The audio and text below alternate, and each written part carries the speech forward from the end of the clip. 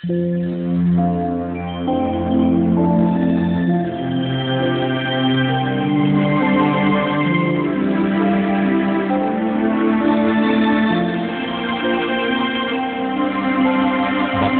ang bumabasa at ang nangakikinig ng mga salita ng hula at tumutupad ng mga bagay na nasusulat doon, sapagkat ang panahoy malapit na.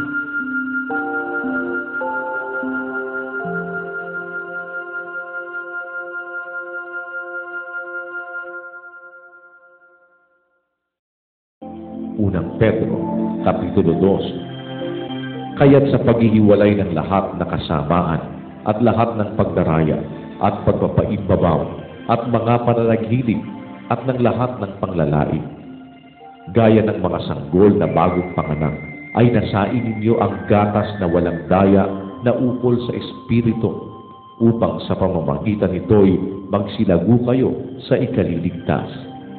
Kung inyong napagkilala na ang Panginoon ay mapagbiyaya, na kayo'y magsilapit sa Kanya na isang batong buhay na sa katotohanan ay itinakwil ng mga tao, datapwat sa Diyos ay hirang mahalaga.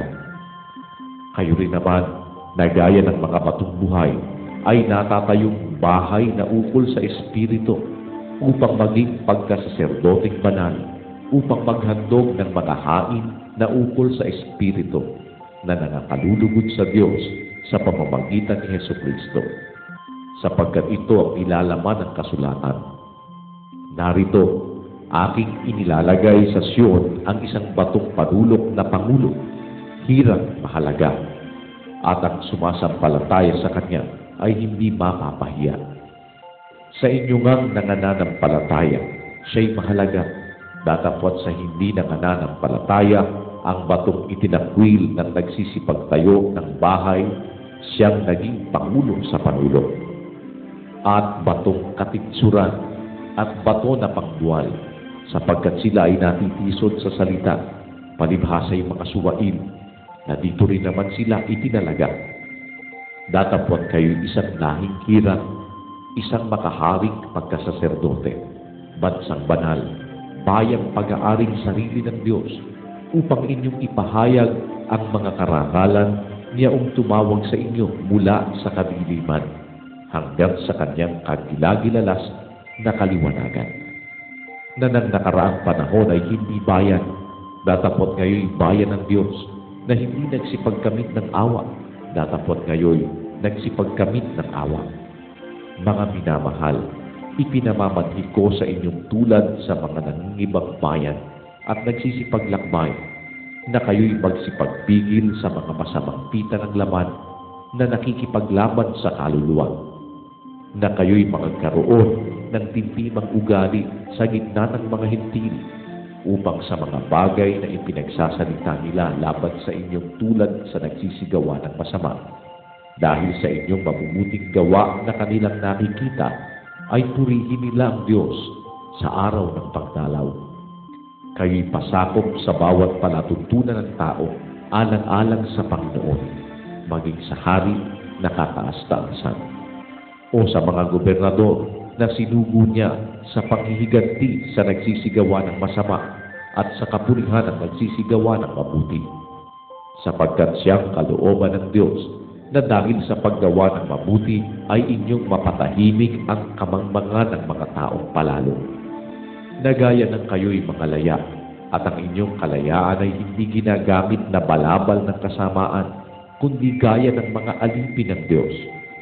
Igalang ninyo ang lahat ng mga tao. Ibigin ninyo ang pagkakapatiran. Mga takot kayo sa Diyos. Igalang ninyo ang hari. Mga alila, kayo'y magsisuko na may buong takot sa inyong mga Panginoon, hindi lamang sa mabubuti at mahihinahon, kundi naman sa mababagsik, sapagkat ito'y kalugod-lugod, kung dahil sa buting ukol sa Diyos ay magtiis ang sino man ng mga kalumbayan na magbata ng di matuwid. Sapagkat anong kapurihan nga kung kayo'y nagkakasala at kayo'y tinatampal ay inyong tanggapin na may pagtitiis. Ngunit kung kayo'y gumagawa ng mabuti at kayo'y nagbabata ay inyong tanggapin na may pagtitiis. Ito'y kalugod-lugod sa Diyos. Sapagkat sa ganitong bagay kayo'y tinawag, sapagkat si Kristo man ay nagbata dahil sa inyo, na kayo'y iniwanan ng halimbawa upang kayo'y magsisunod sa mga hakbang niya.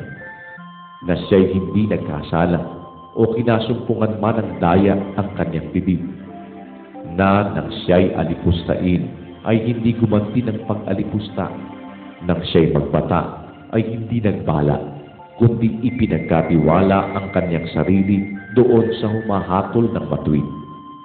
Na siya rin ang nagdala ng ating mga kasalanan sa kanyang katawan sa ibabaw ng kahoy, upang pagkamatay natin sa mga kasalanan ay mga buhay tayo sa katwiran, na dahil sa kanyang mga sugat ay nangagsigalin kayo. Sapagkat kayo'y gaya ng mga tupang nangaliligaw, datapwat ngayon ay nangabalik kayo sa pastor at obispo ng inyong mga kaluluwa.